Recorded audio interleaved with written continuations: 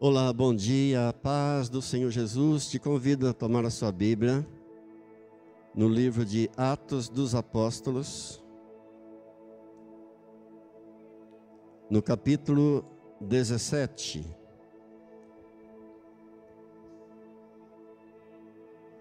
Atos dos Apóstolos, capítulo 17. Nós vamos ler o verso 24, 25 e o 26, 3 versículos apenas.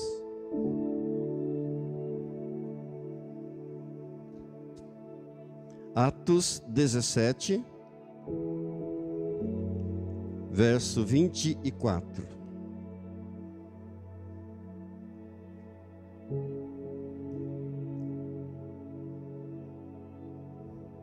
Amém? Acharam? Diz assim a palavra de Deus: O Deus que fez o mundo e tudo que nele existe, sendo Ele Senhor do céu e da terra, não habita em santuários feitos por mãos humanas, nem é servido por mãos humanas, como se de alguma coisa precisasse, pois Ele mesmo é quem a todos dá a vida, a respiração e tudo mais. De um só fez toda a raça humana, para habitar sobre toda a face da terra, havendo fixado os tempos previamente estabelecidos e os limites da sua habitação. Querido Deus, querido Pai, Tu és santo, santo, infinitamente santo. Tu és o Deus Todo-Poderoso. Tu és aquele que era, que é e que há de vir. E Tu estás aqui, Tu já estavas aqui, mesmo antes de nós chegarmos aqui. E nós queremos Te louvar por essa palavra e pedir que Teu Espírito Santo nos dê iluminação para entendermos o que o Senhor tem a dizer para nós nessa manhã. E não queremos apenas compreender, mas colocar em prática a Tua palavra, que é viva, eficaz e mais poderosa que qualquer espada de 2 gumes. Amém. Amém. Quantas maravilhas a respeito de Deus nesses 3 versículos que nós lemos. Quanta verdade. Há uma pergunta que é muito capciosa e que sempre é feita. Vocês, os crentes, dizem que a Bíblia é a palavra de Deus, porque ela foi inspirada foram homens que a escreveram, inspirados pelo Espírito Santo.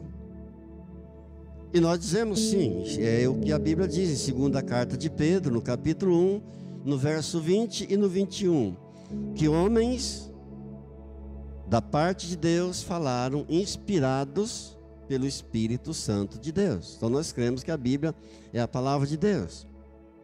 Bem, mas daí perguntam, e qual é a garantia de que a Bíblia é a palavra de Deus? Se eu escrever um livro e disser que também fui inspirado pelo Espírito Santo e que também é a palavra de Deus, mas acontece que a nossa garantia de que a Bíblia é a palavra de Deus não está apenas no que está escrito na segunda carta de Pedro, no capítulo 1, no verso 20 e no 21, de que homens inspirados por Deus, da parte de Deus, inspirados pelo Espírito Santo, escreveram a Bíblia. Uma outra garantia nossa é a uniformidade da mensagem da Bíblia. Como é que se explica que 40 pessoas, em que muitos deles não se conheceram e que viveram em épocas muito diferentes, muito distantes, em lugares muito diferentes, em culturas muito diferentes, pudessem escrever a mesma coisa, a mesma mensagem. Mas há uma terceira garantia que nós temos, é que as profecias bíblicas mostram que somente uma mente conhecedora de todas as coisas, somente uma mente conhecedora do passado, do presente e do futuro poderia escrever essas coisas que nós temos na Bíblia. Por exemplo, o profeta Isaías diz no capítulo 40, no verso 22, está escrito assim: Ele, falando de Deus, o profeta está se referindo a Deus, Ele aqui é Deus. Ele é aquele que está assentado sobre a redondeza da terra. E algumas versões dizem, Ele é aquele que está assentado sobre o círculo da terra. É a mesma coisa. Então a Bíblia, há milhares de anos, há quase 3.000 anos, já vem dizendo que a terra é redonda, mas a ciência não concordava com isso. E havia uma disputa, quem é que estava certo? Se os homens, se a ciência ou se a Bíblia? Porque a ciência acreditava que a terra era plana, que a terra era quadrada, mas a Bíblia já dizia que a terra era redonda.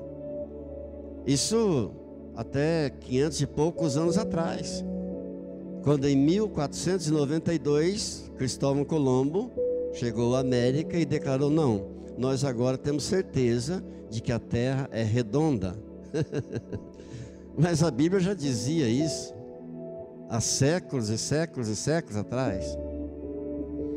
Mas nós temos ainda uma garantia maior de que a Bíblia é a palavra de Deus. É o poder transformador da Bíblia, o poder transformador da palavra de Deus. Uma pessoa pode ler qualquer livro desse mundo, qualquer tipo de literatura. O que ela vai ganhar? Ela vai ganhar conhecimento, ela vai ganhar cultura, mas não terá a sua vida transformada.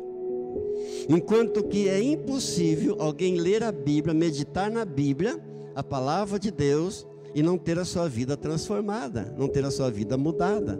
Eu e você somos prova disso, que a palavra de Deus tem mudado, tem transformado as nossas vidas. E quantas vidas nós temos visto de pessoas que tiveram suas vidas transformadas pela Bíblia, pela palavra de Deus. Quantos criminosos, assassinos, viciados, prostitutas, quanta gente tiveram suas vidas transformadas pelo poder da palavra de Deus. Então a Bíblia só podia ser a palavra de Deus. Glória a Deus. E nesses 3 versículos que nós lemos, então, nós encontramos aqui tantas maravilhas. Por exemplo, que Deus começa dizendo que o nosso Deus, Ele é o Criador de todas as coisas, no versículo 24. E diz também que Ele não habita em santuários feitos por mãos humanas.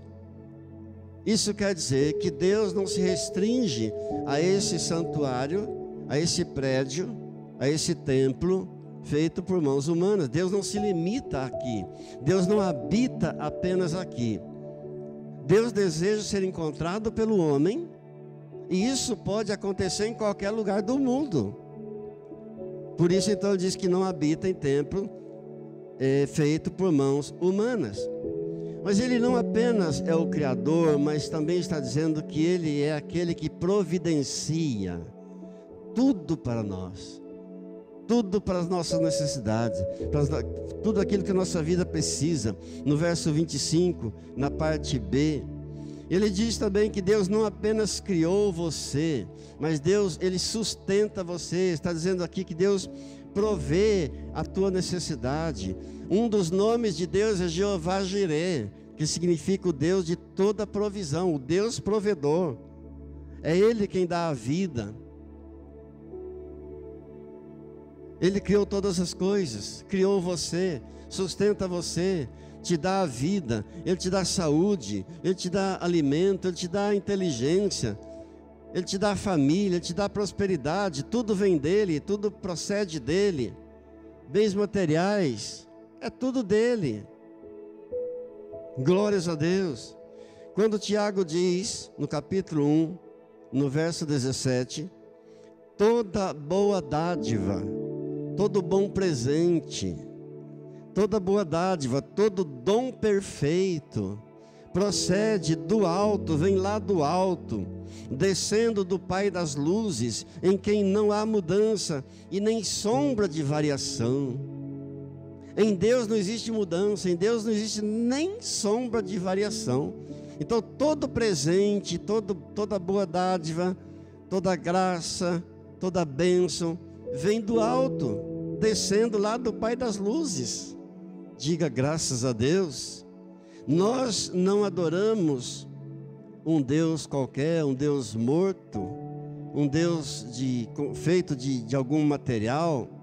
Não, nós adoramos o Deus vivo. Nós não oramos para Deus mudar, nós oramos para nós sermos mudados por Deus. Deus não precisa ser mudado em nada. Muitas vezes nós só conseguimos enxergar a bênção de Deus numa necessidade. Muitas vezes nós só conseguimos enxergar o poder extraordinário de Deus, o poder sobrenatural de Deus, quando passamos por algum problema, por alguma dificuldade, por alguma luta. Por isso, muitas vezes, Deus permite passarmos por determinados problemas, porque naquele problema nós vamos ver a bênção de Deus. Naquela dificuldade, no meio daquela luta, é que nós vamos enxergar o poder sobrenatural, o poder extraordinário de Deus. Por isso, muitas vezes Deus permite a gente passar por muitos problemas. Um acidente, por exemplo, uma enfermidade, por exemplo. É no meio da dificuldade que nós vamos perceber, entender o poder sobrenatural do nosso Deus. Quando vem uma enfermidade, nós nos sentimos impotentes. Nós vamos com tudo para Deus. Nós oramos como nunca tínhamos orado antes. É uma situação desconfortável demais. Agora, Deus não age no nosso tempo. É bom lembrar disso. Deus não age no nosso calendário. O nosso tempo não é o tempo de Deus. Nosso calendário não é o calendário de Deus. Então aquela ideia de determinismo, aquela doutrina do determinismo, não funciona. Eu determino isso, eu determino aquilo. Não, Deus não age no meu tempo, Deus não age no meu calendário. Quem é o Senhor? Sou eu ou Ele? O que Jesus nos ensinou? Pai, seja feita a tua vontade, assim na terra como no céu. Não se faça a minha vontade, Pai, senão a tua vontade. Então não tem esse negócio de eu determino isso, eu decreto isso. Não, o Senhor é Ele e o servo não é maior do que o seu Senhor. Diga, Senhor, me ajude. Mas eu quero pensar um pouco com você. Você sai da sua casa de manhã, todos os dias, via de regras, você sai da sua casa todos os dias de manhã, e você volta para sua casa de tarde ou de noite. Você anda por aí, em um mundo contaminado, um mundo cheio de bactérias, de vírus, bactérias letais. O seu filho, a sua filha, a sua criança sai todos os dias de casa pela manhã, volta também à noite, volta também de tarde. Você está aqui agora. Lá na tua casa tem pão na tua mesa? Lá na tua casa tem água? O verso 28 está dizendo isso. Nele, em Deus, nós vivemos, nós nos movemos e nós existimos. Ou seja, Deus cuida de você a todo instante. Deus cuida de você até mesmo nas horas mais sombrias da tua vida. Por isso lá no livro de Lamentações, no capítulo 3 e no versos 22 e 23, a Bíblia diz assim: as misericórdias do Senhor são a causa de não sermos consumidos, porque as suas misericórdias não têm fim, e elas se renovam a cada manhã. Grande é a tua fidelidade. Diga: Senhor, eu te agradeço, porque o Senhor cuida de mim, porque a sua misericórdia não tem fim e se renova a cada manhã. Aleluia, glória a Deus. Ele é o Deus de toda providência, Ele é o Deus de toda provisão, que te guarda, que te protege, que te atende, que te socorre, que te abençoa. É tão bom saber disso. É tão bom saber, pensar nisso, que Deus nos criou você, cuida de nós. Mas infelizmente tem muita gente que, mesmo sabendo de tudo isso, ainda perdem a sua salvação. Todos os dias tem gente indo para o inferno, perdem a salvação. Por quê? Porque nunca se rendeu aos pés do Senhor Jesus, nunca fez uma entrega real, verdadeira da sua vida ao Senhor Jesus, nunca confessou Jesus como Senhor, nunca reconheceu quem é Jesus. E a Bíblia diz em Romanos capítulo 10, verso 9: se com a tua boca confessares ao Senhor Jesus e em teu coração creres que Deus o ressuscitou dentre os mortos, serás salvo. Se com a tua boca confessar e se com teu coração crer que Jesus é o Senhor, que Deus o ressuscitou dentre os mortos, então você será salvo. Mas infelizmente tem muita gente que, mesmo sabendo dessas verdades, ainda perdem a sua salvação, porque nunca se quebrantam diante de Jesus.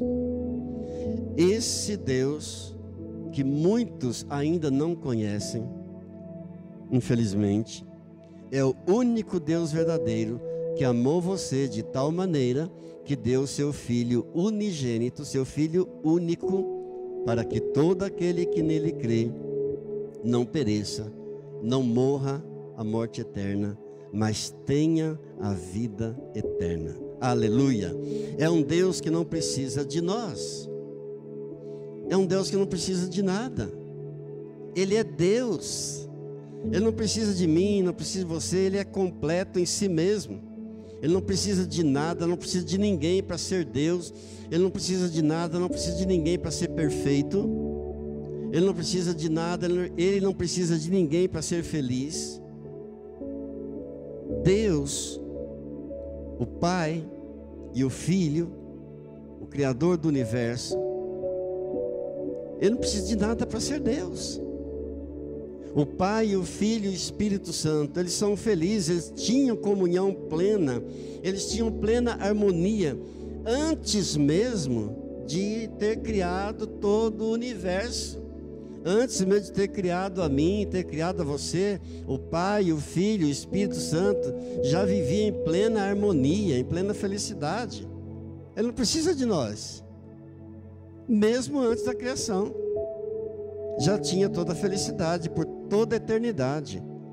Deus criou tudo porque Ele ama a mim e ama você. Amém. Deus criou o universo. É bom pensar nisso. Deus criou o universo por causa de mim. Deus criou o universo por causa de você, porque Ele não precisava disso, não precisava de nada. Não foi por méritos nossos. Eu gosto de João capítulo 15, versos 16 e 17, que diz assim: não fostes vós que me escolhestes a mim, pelo contrário, eu vos escolhi a vós outros, e vos designei, para que vades e deis fruto, e o vosso fruto permaneça. Oh, aleluia, aleluia. Não fui eu que escolhi, não foi você que escolheu. Ele nos escolheu primeiro. Glória a Deus.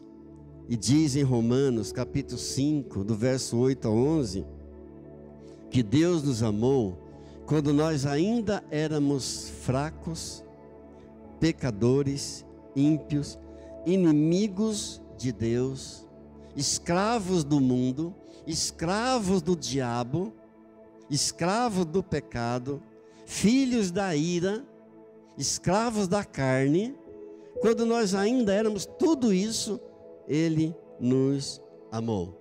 E a prova disso está no livro de Oséias, no capítulo 11, no verso 4, onde a Bíblia diz que Deus nos amou com laços de amor, com cordas de amor. Deus me atraiu, Deus atraiu você com laços de amor, com cordas de amor. A prova grande prova é que Ele não poupou o seu único filho, por amor de mim e por amor de você. Que verdade bendita, que verdade maravilhosa. Nosso Deus é o Deus que salva, é o nosso Salvador.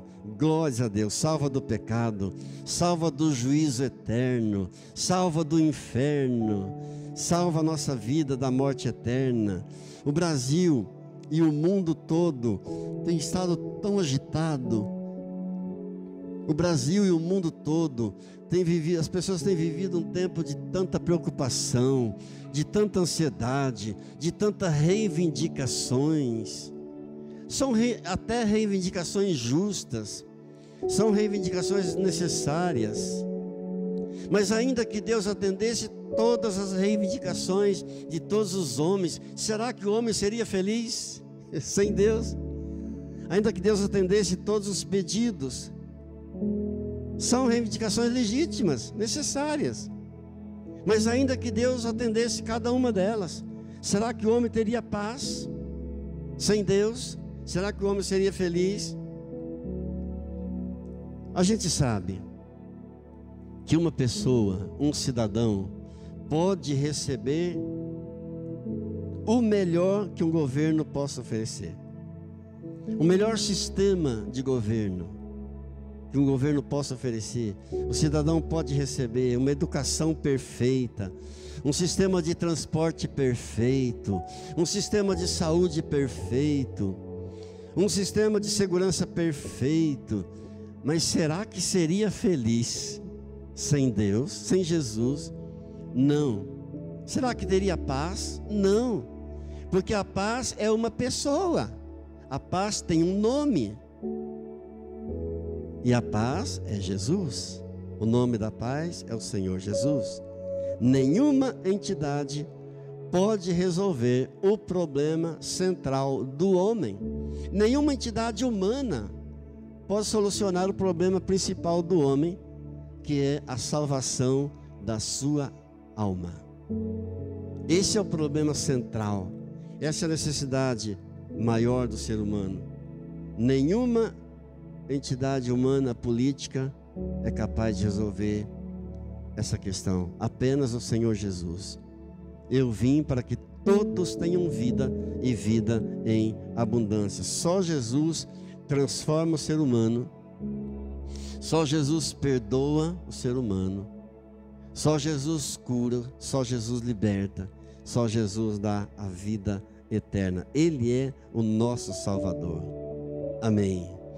Ainda mais do que esses 3 versículos que eu li com você, está mostrando para nós que Ele é o Senhor. O verso 24 está dizendo: o Deus que fez o mundo e tudo que nele existe, sendo Ele Senhor do céu e da terra. Para nós, queridos, crentes em Jesus, é tranquilo declarar que Jesus é o Senhor. Para nós, afirmar isso não custa nada. Jesus é o Senhor. Mas naquela época, no entendimento dos súditos de Roma, o único Senhor era César. E para declarar que Jesus era o Senhor naquele tempo, naquela época, só existia um Senhor na cabeça deles.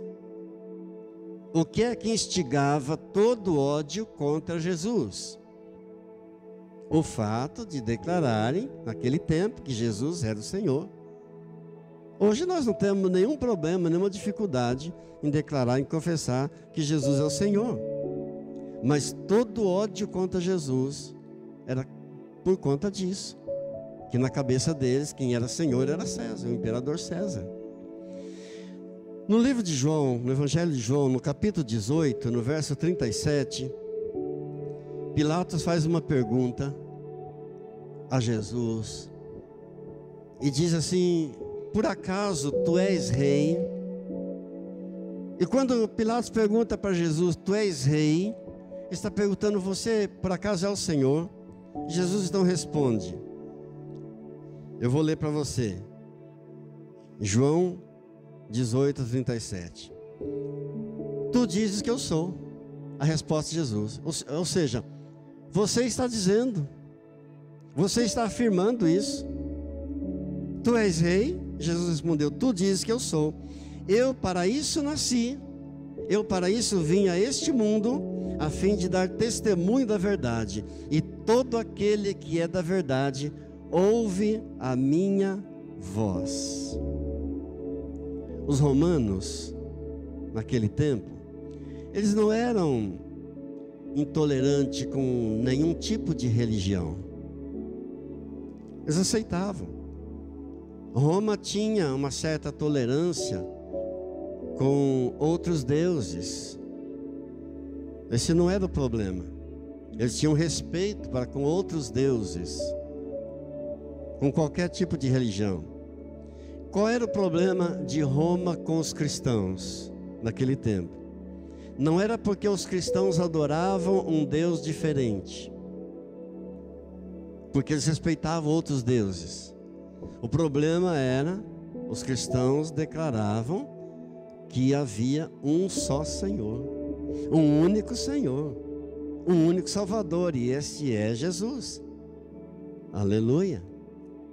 A questão principal era essa. Agora, nós vivemos uma sociedade que gosta muito de ideias plurais, de pluralidades. É uma sociedade que gosta de plurais. E por conta disso, por causa dessa ideia, existem muitos deuses. Por conta disso, dessa ideia pluralista, existem muitas religiões pelo mundo afora, porque o ser humano gosta disso. Agora, só que nós, os cristãos, declaramos: há um só Deus, há um só Senhor, há um só caminho, há um só Salvador, e este é Cristo Jesus. Por isso, nós cristãos enfrentamos problemas com os não crentes. Isso incomoda, como naquele tempo incomodava. Como já incomodava naquele tempo, nós também incomodamos hoje. Quando declaravam que Jesus era Senhor, perturbava todo mundo. E nós também sofremos afrontas por conta da nossa confissão de fé. 1 Timóteo, a Bíblia é clara, em 1 Timóteo, capítulo 2, verso 5. Porquanto há um só Deus, um só Senhor, um só mediador entre Deus e os homens, Cristo Jesus, homem. Também Atos dos Apóstolos, capítulo 4, verso 12. Em nenhum outro há salvação, porque debaixo do céu nenhum outro nome há dado entre os homens, pelo qual importa que sejamos salvos. Em nenhum outro nome há salvação, porque debaixo do céu, em todo lugar do mundo, debaixo do céu não há outro nome pelo qual importa que nós sejamos salvos. Glória a Deus. Então, quando os cristãos daquele tempo, daquela época, não confessavam César como Senhor, não declaravam isso, eles levantavam um problema sério. Quando eles se levantavam para dizer que Jesus é que era o Senhor, para declarar que Jesus era o Senhor, eram mortos, eram perseguidos, eram mortos por causa da fé, por declarar que Jesus era o Senhor. E nós cremos piamente nisso, no que diz em Filipenses capítulo 2, verso 10. para que ao nome de Jesus se dobre todo o joelho nos céus, na terra e debaixo da terra, e toda língua confesse para a glória de Deus Pai que Jesus Cristo é o Senhor. Jesus é o Senhor. Homens do mundo inteiro precisam saber disso, conhecer essa verdade. Os anjos precisam saber dessa verdade. Todos os demônios precisam saber, reconhecer essa verdade. Em nenhum outro há salvação. Jesus, para que ao nome de Jesus se dobre todo o joelho, debaixo do céu, em toda a terra. Aleluia. Nós não cremos que toda religião é boa. É o que o mundo diz, toda religião é boa. Nós não cremos isso. O mundo diz, todo caminho leva a Deus. Nós não cremos isso. Jesus diz, João 14,6, eu sou o caminho, eu sou a verdade, eu sou a vida. E ninguém vem ao Pai, senão por mim.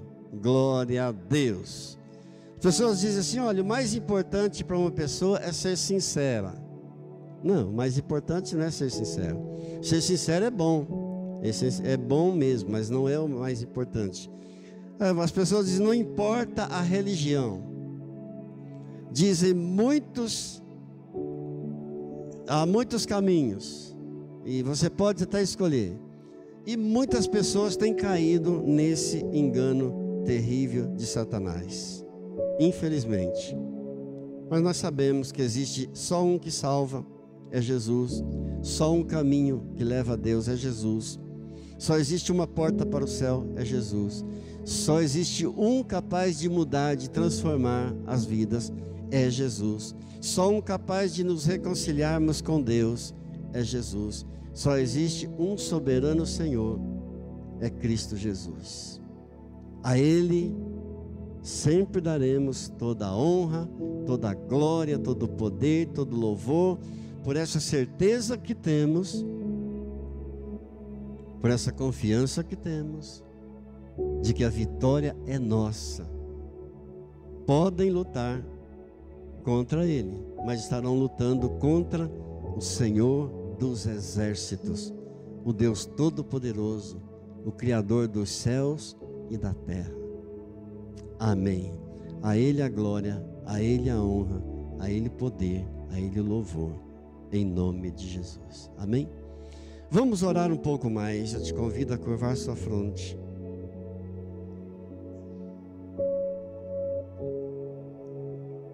Que você tenha agora o seu momento a sós com o Senhor.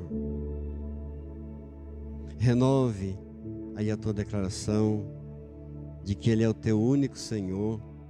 Só Ele é capaz de mudar a tua vida. Só Ele te livra de todo mal. Ele é o teu libertador. É Ele quem repreende os teus inimigos. É Ele quem destrói os teus inimigos. É Ele que põe você num degrau mais alto cada dia, cada manhã. Ele sempre vai pôr você acima do alcance dos teus inimigos. Creia, ainda que os inimigos estejam lutando ferozmente contra você, Deus te coloca acima do alcance deles. Eles não te atingirão.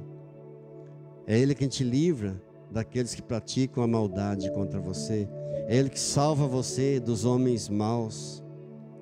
Esteja adorando a Ele, falando, glorificando, renovando a tua aliança com Ele, consagrando mais uma vez o ano novo para Ele. Oh Jesus, muito obrigado, Senhor. Muito obrigado, nós suplicamos, Senhor. Livra-nos, ó Deus, dos nossos inimigos. Coloca-nos, ó Deus, longe deles, acima do alcance deles, dos meus adversários, ó Pai. Livra-me, Senhor, daqueles que praticam a iniquidade, que armam ciladas contra a minha alma. Na verdade, estão armando ciladas, estão lutando contra o Senhor, o Deus Todo-Poderoso, contra o Senhor dos exércitos, contra o único que salva, que cura, que transforma, que liberta. Oh, Jesus querido, Ajuda-me, Senhor, na caminhada, a viver, ó Deus, sem culpa, sem nenhuma acusação. Repreende, ó Deus, o acusador da nossa mente. Muito obrigado, Senhor. Tu, Senhor, Deus dos exércitos, é o Deus de Israel, aquele que desperta, que põe ordens nas nossas vidas. O Senhor vai à nossa frente, o Senhor que dirige as nossas vidas, o Senhor que despedaça aqueles que traiçoeiramente praticam a maldade contra nós.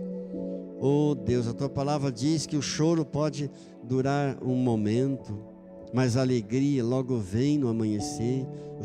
A tristeza pode durar uma noite, mas a alegria do Senhor logo vem no amanhecer. Somos felizes, Senhor, por ter o Senhor como nosso Deus, como único Senhor. Muito obrigado, Deus. Queremos continuar firmes nas promessas do Senhor, na palavra do Senhor, falando sempre verdadeiramente, ó Deus. Muito obrigado, Senhor. Muito obrigado, Deus. Vivendo sempre na Tua presença. É o nosso desejo, a nossa oração, é o nosso clamor nesta manhã, em nome de Jesus. Amém. Porque eu recebi do Senhor aquilo que também vos entreguei, que o Senhor Jesus, na noite que foi traído, na noite que Ele foi entregue, Ele tomou o pão, abençoou, partiu o pão, deu aos seus discípulos, dizendo: tomai e comei todos vós, isto é o meu corpo que é dado por vós. Semelhantemente, após cear, Ele tomou também do cálice, dizendo: esse cálice é a nova aliança no meu sangue. Fazei isso em memória de mim. Porque todas as vezes que vocês comerdes desse pão, todas as vezes que beberdes desse cálice, anunciais a morte do Senhor até que Ele venha.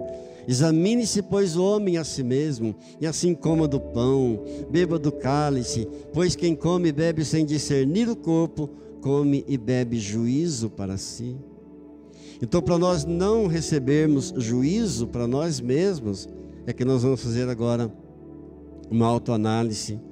Você vai refletir aí, analisando você mesmo, pedindo perdão ao Senhor. Se tem algum pecado que ainda não foi confessado, se o Espírito Santo lembrar você de algo, peça perdão ao Senhor nesta hora, em nome de Jesus. Senhor Deus, me lava, me purifica, perdoa, Senhor, os meus pecados. Oh Jesus querido, para que eu possa comer da carne do Cordeiro, beber do sangue do Cordeiro com dignidade. Não que eu tenha algum merecimento, Senhor, mas é pela Tua graça, é pela Tua misericórdia, Senhor. Eu te agradeço por esse momento, Pai. Em nome de Jesus, eu consagro a Ti o pão, o símbolo do corpo do meu amado Jesus, que foi pregado na cruz do Calvário para pagar o preço do meu pecado, em nome de Jesus. Amém. Pai, consagra a Ti o vinho, simbolizando o sangue do Teu Filho, que foi derramado ali na cruz do Calvário, em favor a cada um de nós. Nós somos gratos, Senhor, por tudo que o Senhor realizou ali na cruz, Senhor, nos dando perdão, Senhor, nos salvando, nos libertando, nos curando, Pai. Nós damos a Ti toda a honra e toda a glória, em nome de Jesus. Amém. Levante Amém. Teu cálice, os elementos ao céu. Diga: meu Pai, eu sou Teu adorador.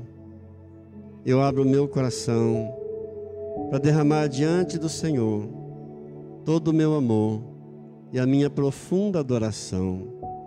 Glórias Te dou, Senhor, por essa primeira Santa Ceia do ano. E mais uma vez eu renovo a consagração do ano 2025 ao Senhor meu Deus. De Ti vem a minha força, o poder. Por isso tributo a Ti nessa hora toda a glória, toda a honra, todo o louvor, toda a minha adoração, na beleza da Tua santidade. Eu tremo diante de Ti e temo diante de Ti. Oh Deus, muito obrigado por esse momento tão precioso. Muito obrigado por esse momento tão maravilhoso. Em memória a Jesus, comamos juntos do pão.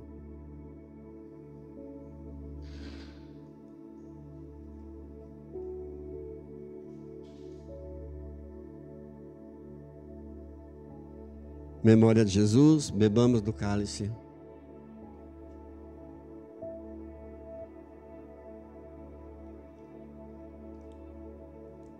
Você pode louvar o Senhor, glorificar o Senhor. Obrigado, Deus. Obrigado, Pai. Graças por esse momento. Graças pela vida, pela saúde, pela paz, por tua igreja, pelos amigos, pelos irmãos, pela família. Graças, Pai, pelo ar que respiro. Graças, Pai, por mais um ano. Muito obrigado, Deus. Muito obrigado, Pai. Pai, eu te louvo pelos dizimistas, pelos ofertantes que têm sustentado a casa do Senhor, que têm sido fiéis. Ó Deus, venha a tua bênção sobre eles, a tua paz, a alegria do Espírito Santo sobre eles, a cura física, a cura emocional, a cura espiritual. Ó Deus, em nome de Jesus. Aqueles que estão enfermos, eu oro, clamo por eles, Pai, a saúde, a restauração, a cura completa, pela tua graça e pela tua misericórdia, em nome de Jesus. Amém. Amém. Estenda suas mãos, quero liberar uma palavra profética sobre a tua vida. Deus, em nome de Jesus, olha para cada lar aqui representado. Aqueles que não vieram, aqueles que ficaram em casa, onde estiverem, aos que estão viajando. Pai, em nome de Jesus, nós os abençoamos, ó Deus, em nome de Jesus. Que a graça do Senhor Jesus, o amor do Pai e a comunhão do Espírito Santo seja sobre a tua vida, sobre a tua casa, agora e para sempre. Todos que creem digam amém.